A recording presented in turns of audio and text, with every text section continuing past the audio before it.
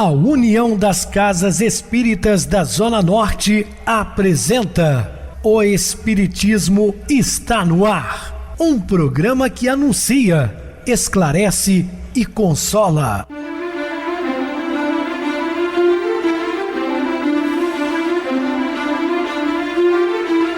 Não se turve vosso coração. Credes em Deus, credes também em mim. Na casa de meu pai há muitas moradas. Se assim não fora, eu vou-los teria dito, pois vou preparar-vos lugar. O Espiritismo está no ar. Sintonize esta frequência. Pare, pense na vida, faça perguntas. Uma ótima noite para você, muito obrigado pelo carinho, pela sintonia. Rádio Clube FM, sua voz e a nossa voz. Estamos no ar de segunda a sexta, desde 2014 pela emissora. Depois passamos a atuar pelo YouTube, o canal é Viver _ Melhor. Se inscreva, deixa seu like, sua opinião, é sempre importante para nós. Ou acesse o YouTube, digite O Espiritismo está no ar, lá encontrarão vários programas, inclusive o do dia. Recebo carinhosamente minha querida amiga expositora espírita Isa Rita. Uma boa noite, seja muito bem-vinda. Boa noite, Pedrosa, boa noite a todos os ouvintes. Mais uma vez aqui reunidos para fazer uma coisa muito importante para nós, que é estudar o caminho traçado por Jesus, como ele disse. Eu sou o caminho, a verdade e a vida, quem quiser ao Pai será através de mim. E assim dito, vamos ao programa.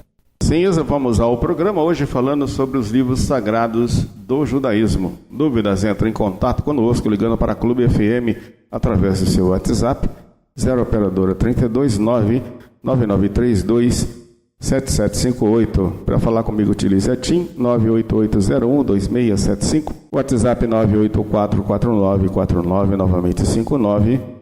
O e-mail, o espiritismo está no ar, @hotmail.com. Interajam conosco, façam perguntas, tirem dúvidas, podem dar sugestões ao programa, estamos à disposição dos ouvintes.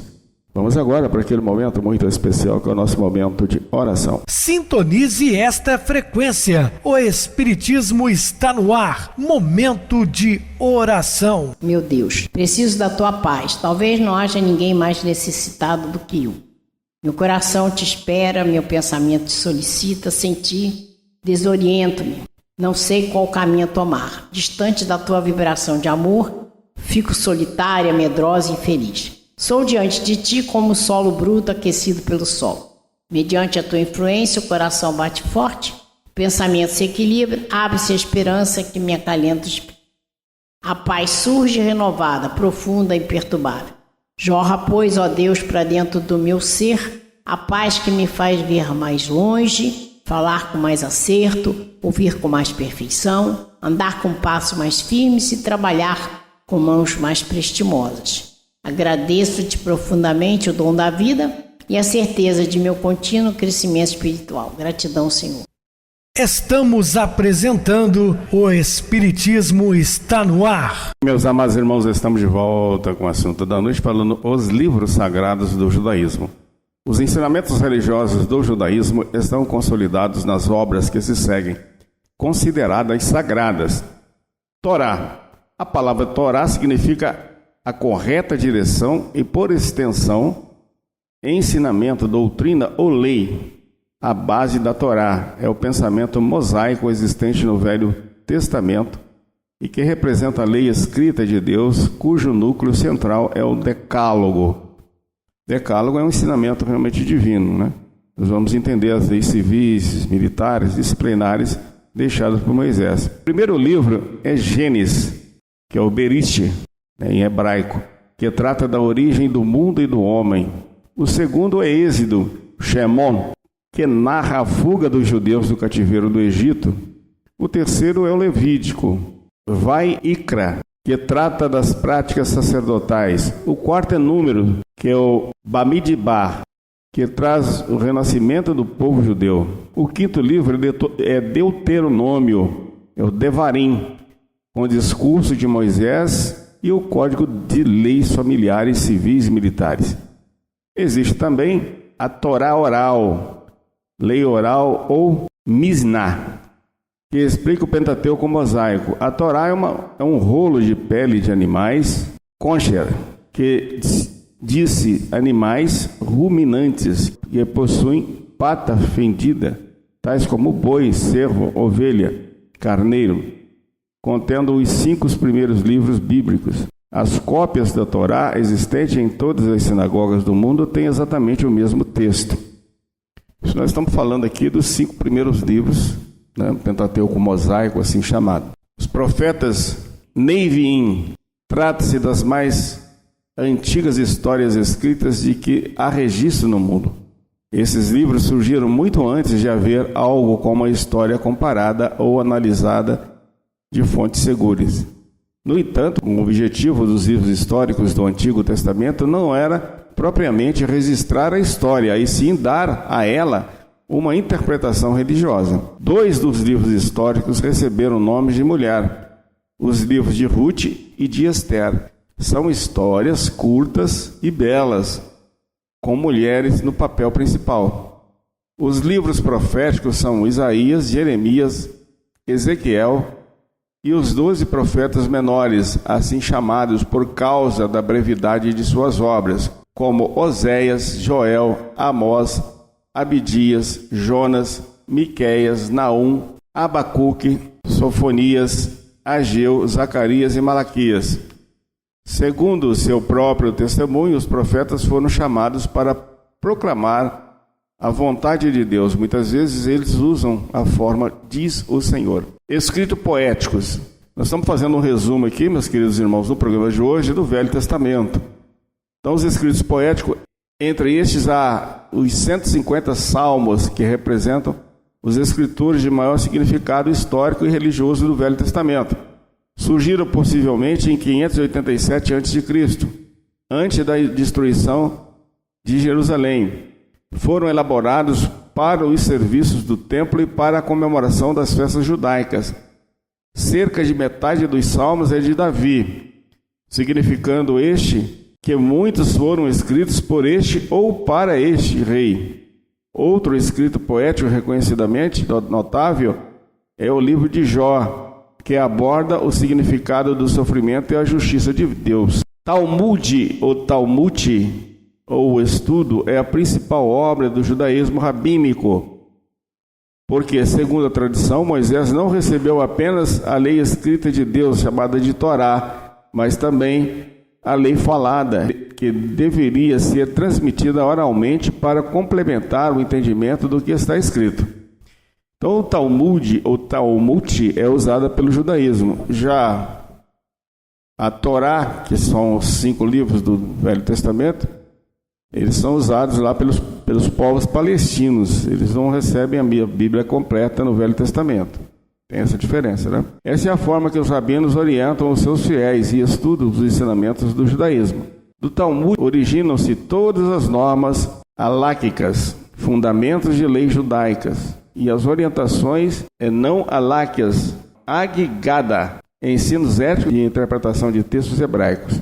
A Talmud expressa a essência da cultura e da religião judaica, assim como o caminho espiritual que o povo judeu deve seguir. Há 2 tipos de Talmud, o da Babilônia e também de Jerusalém. A Talmud babilônica consiste na compilação das leis, inclusive a Torá, tradições, preceitos morais, comentários, interpretações e debates registrados nas academias rabínicas da Babilônia e de Israel, por volta do século V, abrangendo um período de 1000 anos, do século V a.C. ao século V depois de Cristo, aproximadamente.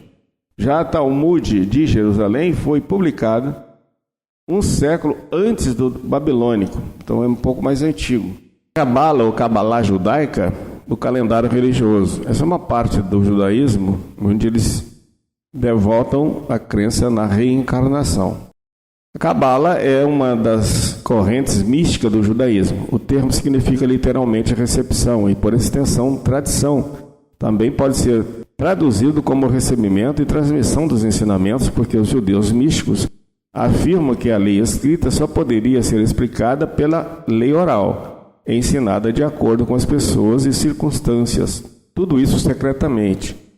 Essa tradição oral é transmitida de geração a geração durante milênios. Trata-se de um tema tão misterioso que durante séculos só homens casados e com mais de 40 anos eram autorizados a estudá-lo.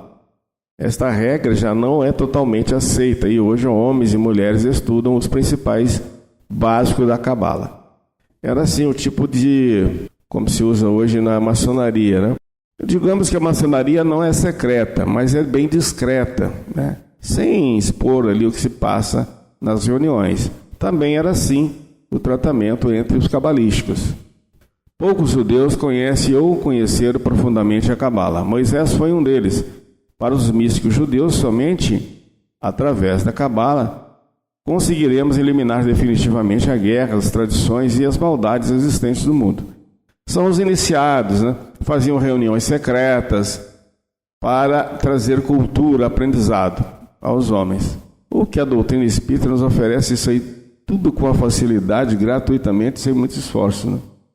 Tudo que esses homens estudavam lá, nós estudamos aqui na doutrina espírita e muito mais. Essa é a grande verdade. O conhecimento adquirido por Abraão teria sido transmitido oralmente aos seus descendentes. O primeiro trabalho sobre a Cabala, Sefer Yetzirah, ou Livro da Criação, é atribuído a Abraão. Esse texto básico da Cabala ensina que existem 32 caminhos de sabedoria organizados por vez em 10 itens denominados Sefirot, ou luzes divinas. Essas luzes divinas, representadas nas 22 letras do alfabeto hebraico, são canais que o Criador utilizou na obra da criação. As letras são consideradas os alicerces ou vasos da criação, inclusive incluem todas as combinações e permutações através das quais Deus criou o mundo com as palavras a Cabala.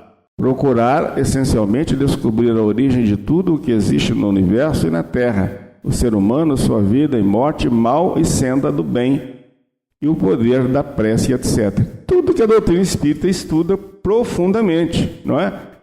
A existência de Deus, né? Todo o universo, o planeta Terra, os seres humanos, a vida aqui na Terra, a vida após a morte, o mal, né? O poder da prece, etc. Todos nós espiritistas estudamos, porque a literatura espírita é muito vasta, né, de informações. O Antigo Testamento é um repositório de conhecimentos secretos dos iniciados do povo judeu. Somente os grandes mestres da raça poderiam ter acesso, né? A grande contradição do judaísmo é, sem dúvida, a não aceitação do Cristo como seu Messias. E a gente lembra por quê que não houve aceitação. É porque eles achavam que o Messias seria aquele que vinha, né, num cavalo, traria a possibilidade de lutar contra os romanos, né? Seria um rei que lutaria contra os romanos e tiraria todos eles do subjugo romano. Não entenderam a proposta de Jesus, que foi justamente vir falar de amor e não de guerra, né? A verdade, porém, é que Jesus, chegando ao mundo, não foi entendido pelo povo judeu.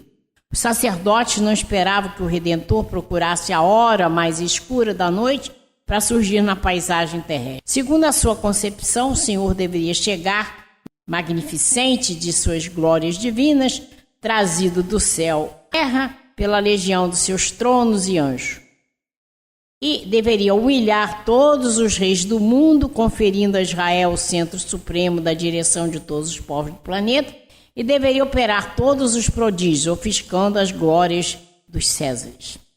Então é que eles esperavam que fosse justamente aquele que ia tirá-los do subjugo romano, né? E que viria como um senhor de exército. E aí foi muito difícil para eles verem aquele homem manso e pacífico, falando só de amor. Para os judeus, a vinda do Messias, a terra surgindo sobre nuvens, com grande majestade, cercado de seus anjos e ao som de trombetas, tinha um significado muito maior do que a simples vinda de uma entidade investida apenas de poder moral. Por isso mesmo, os judeus que esperavam no Messias um rei terreno mais poderoso do que todos os outros reis, destinado a colocar-lhes a nação à frente de todas as demais, e reerguer o trono de Davi e de Salomão, não quiseram reconhecê-lo no humilde filho de um carpinteiro sem autoridade material. É isso aí. Além disso, além deles libertá-los dos romanos, eles queriam ser colocados como poder supremo, né, a nação que estaria à frente de todas elas. No entanto, estamos certos. Jesus acompanha a marcha dolorosa através dos séculos de lutas expiatórias e regeneradoras. Novos conhecimentos dinamam do céu para o coração dos seus patriarcas. E não tardará muito tempo para que vejamos os judeus compreendendo integralmente a missão sublime do verdadeiro cristianismo e aliando-se a todos os povos da terra para a caminhada salvadora em busca da edificação de um mundo melhor. Bom, o judaísmo possui um calendário litúrgico ou religioso conhecido como Círculo Sagrado, cujas festas principais são Rosh Hashanah, que é o Ano Novo, mais ou menos em setembro. É o dia da comemoração do aniversário da criação do mundo e o dia em que o Eterno abre o livro da vida e da morte, escrevendo nele os atos que todos os viventes realizarão durante o ano. Yom Kippur, que é o dia da expiação, também em setembro. Esse é o dia mais sagrado do ano. Os judeus adultos passam na sinagoga em orações e súplicas, observando um rigoroso jejum de 25 horas, buscando o perdão divino para os seus pecados. Reza a tradição que neste dia Deus fecha o livro da vida e da morte, selando o destino de cada indivíduo para o ano seguinte. Peshá, que é a Páscoa, é celebrada aproximadamente em 14 de abril, no início da primavera, comemorando-se a libertação do povo de Israel da escravidão do Egito. São 8 dias de comemoração. Shavuot, festa das semanas, mais ou menos em maio. É a festa máxima do judaísmo, pois comemora a entrega da Torá, que é feita por Deus a Moisés no Monte Sinai. Ela também é conhecida como Ha-Bikurim, que é a festa das primícias. Moisés foi um judeu criado na casa real do faraó egípcio. Estando Moisés com 40 anos, ele fugiu para o deserto após ter agredido um egípcio que maltratou um judeu. Está relatado em Êxodo, capítulo 2, versículo de 11 a 12, e nos Atos dos Apóstolos, capítulo 7, versículo 23 a 24. Bom, na lei mosaica há 2 partes distintas, que é a lei de Deus, que foi promulgada no Monte Sinai, e nós temos também a lei civil e disciplinar, decretada pelo próprio Moisés. Uma é invariável, que é a lei de Deus. A outra, apropriada aos costumes e ao caráter do povo, vai se modificando com o tempo. A lei de Deus está formulada nos 10 mandamentos. E a gente pode ver em Kardec, o Evangelho segundo o Espiritismo, no capítulo 1, item 2. E Moisés foi inspirado a reunir todos os elementos úteis à sua grandiosa missão, vulgarizando o monoteísmo e estabelecendo o decálogo sobre a inspiração divina. O livro Emmanuel, capítulo 2. Bem, aí o povo foi preparado, né, para ser monoteísta, para justamente poder receber Jesus, né? Vamos ver as informações históricas. A Bíblia nos relata que Abraão teve 2 filhos, Isaque, nascido de sua esposa Sara, e Ismael, da sua escrava egípcia Hagar. E a gente vai ver isso em Gênesis, capítulo 21, de 1 a 21 versículo, e Atos dos Apóstolos, capítulo 7, versículo de 2 a 8. É como Pedrosa vem sempre chamando atenção. A gente fala a citação para que vocês possam ir lá buscar, né, ler de novo, né, ter uma interpretação melhor, né, do que a gente fala aqui. Continuando, Isaque, considerado o legítimo herdeiro, casou-se com Rebeca. Está em Gênesis, capítulo 24. Teve 2 filhos, Esaú e Jacó. Este, cuja progenitura ganhou do irmão em troca de um prato de lentilhas. Então, Jacó casou-se então com Raquel, com quem ele teve 2 filhos, José e Benjamim. No entanto, Jacó teve mais 10 filhos, 5 de Lia, irmã de Raquel, com quem se casara primeiro, e 5 de escravos. Tudo isso encontra-se então na Gênesis, capítulo 35, versículo 23 a 26. Bom, os hebreus descendentes de Jacó chamavam a si próprios de filhos de Israel ou israelitas e formaram as 12 tribos de Israel. Os irmãos de José venderam-no como escravo ao faraó egípcio, mas em razão da sua sabedoria e influência tornou-se vice-rei do Egito. Ele vai ser importante lá, né? Gênesis, capítulo 37, versículo de 1 a 36. E vamos encontrar então em Atos dos Apóstolos, também no capítulo 7, versículo de 8 a 10. Devido à fome reinante, os judeus foram viver no Egito, inclusive os irmãos de José. Vamos encontrar isso em onde? Na Gênesis, capítulo 42 a 50. E por influência desse, os judeus se tornaram numerosos no Egito. No entanto, ocorrendo substituição do trono egípcio, o novo faraó, temendo que os filhos de Israel se tornassem demasiadamente poderosos, como estava acontecendo, tornou-os escravos.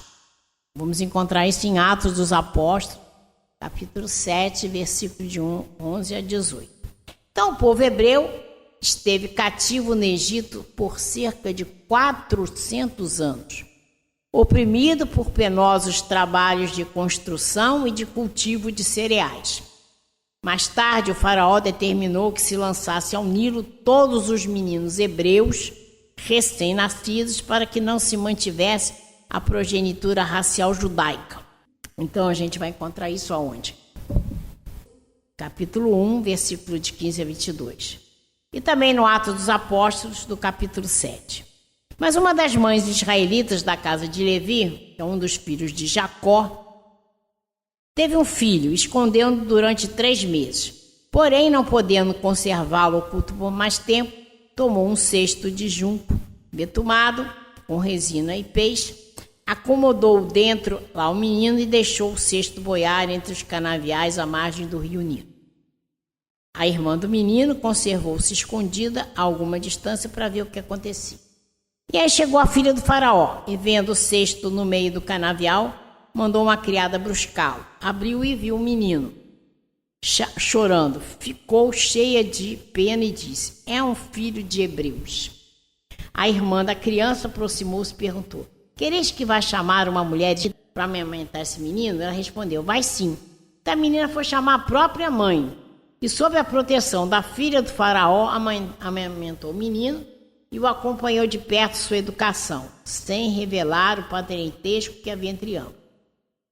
Então a mãe adotiva de Moisés deu-lhe este nome porque das águas o tinha retirado.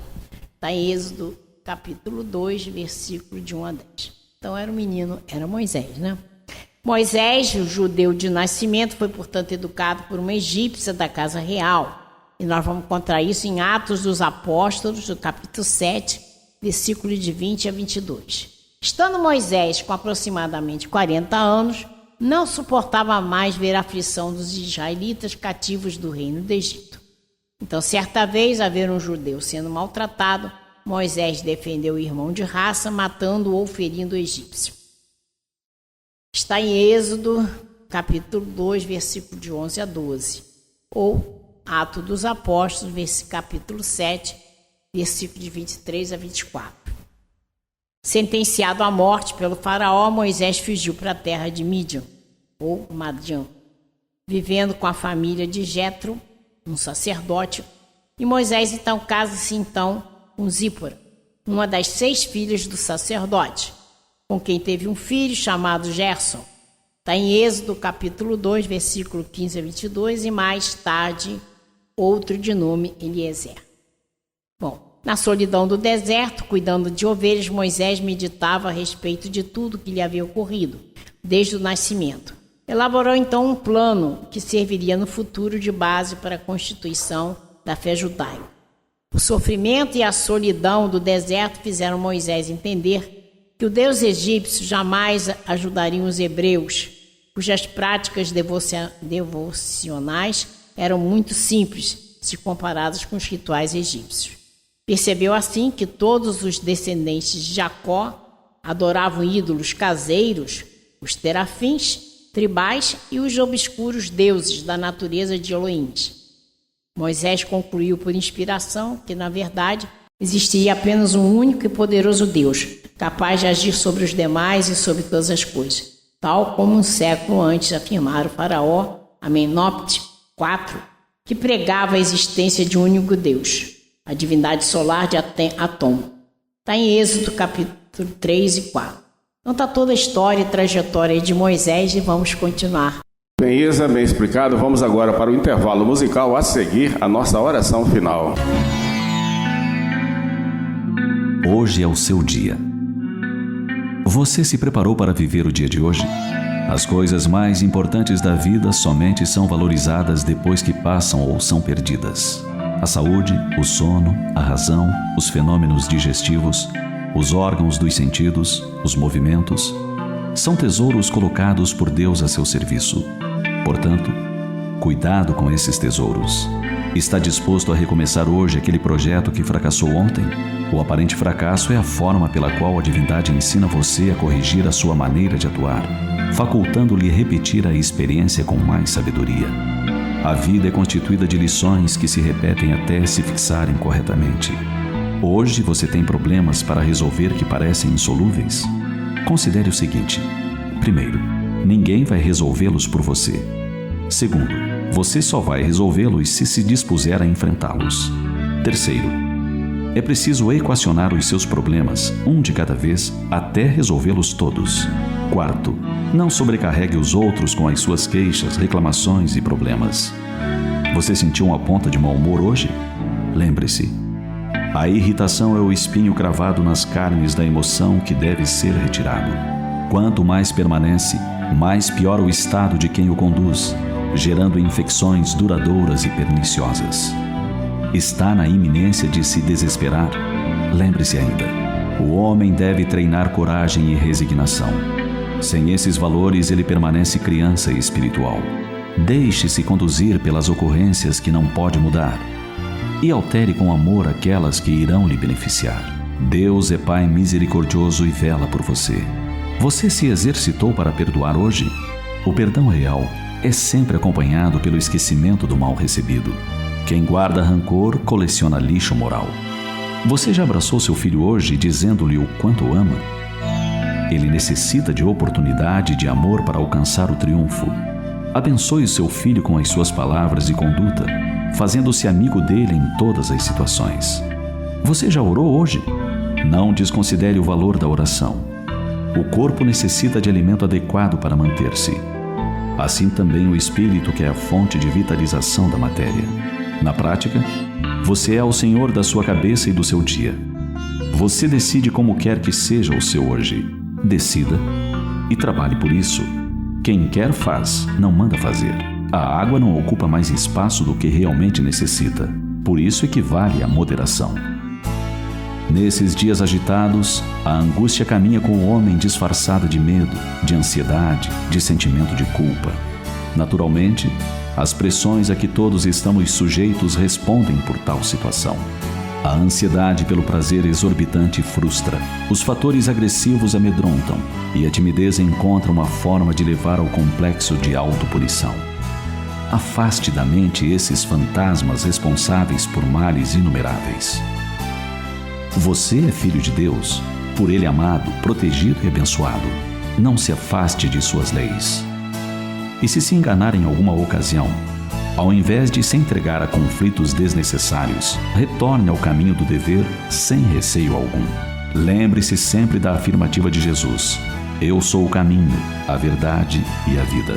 E lembre-se ainda, hoje é o dia, o seu dia. Muitas enfermidades do corpo procedem do espírito danificado pelos conflitos da emoção ou pelo ácido das imperfeições morais. Não bastará dormir, dar descanso ao corpo, se você permanecer emocionalmente inquieto, ansioso. Pense nisso e aproveite bem o dia de hoje, que é o seu dia.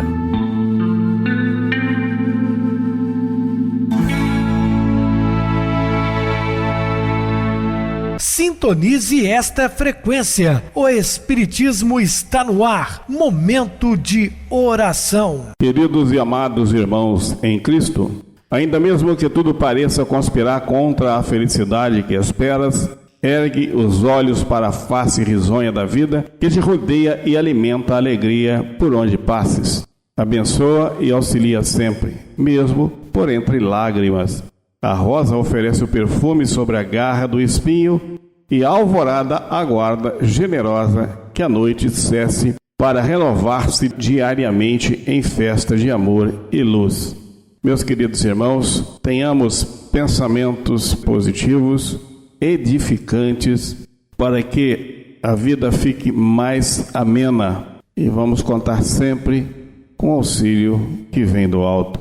Que Deus nos abençoe hoje e sempre. Minha querida irmã Isa Rita, suas despedidas. Rosa, boa noite a todos os ouvintes. Só podemos agradecer a Deus por estar aqui nesse momento, fazendo isso que é muito importante, estudar, né, toda a trajetória de Jesus, porque nós temos que estudar o caminho traçado por Ele, e tudo isso nos dá condições de aprendermos para praticar. Então, já que nós temos um grande objetivo de crescer espiritualmente, precisamos aprender para poder executar. Então, dito isso, eu só posso dizer uma boa noite para todos vocês, pedir a Deus que abençoe todos nós, pedindo a Ele a paz para cada um de nós, para o Brasil, para o mundo, e até o próximo programa. Boa noite para vocês, muito obrigado pelo apoio aqui no programa. Boa noite também a todos os amados irmãos ouvintes do YouTube, internautas do Brasil, do exterior, nossos irmãos da Zona Norte e de Juiz de Fora que nos acompanham com a rádio local 87,9 Rádio Clube FM.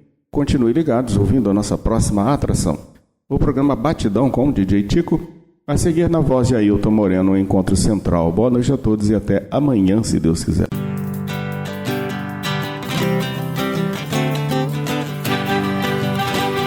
A União das Casas Espíritas da Zona Norte apresentou O Espiritismo Está no Ar, anunciando o Evangelho de Jesus, esclarecendo sua mensagem, consolando corações. Olhe pro céu e descubra imagens de luz. Se tem Jesus, o amor todo que Deus te deu. Pense no bem, no melhor em que pode fazer.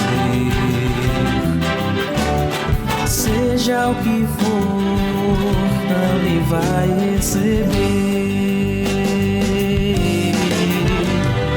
De coração, ajude-me, irmão, a caridade é o caminho do amor. Faça ainda que possa sofrer, pois bênçãos de Deus há de ter. Ame, perdoe e viva melhor a natureza, o céu e o mar. Veja o encanto que a vida nos dá, a chance eterna que temos para amar.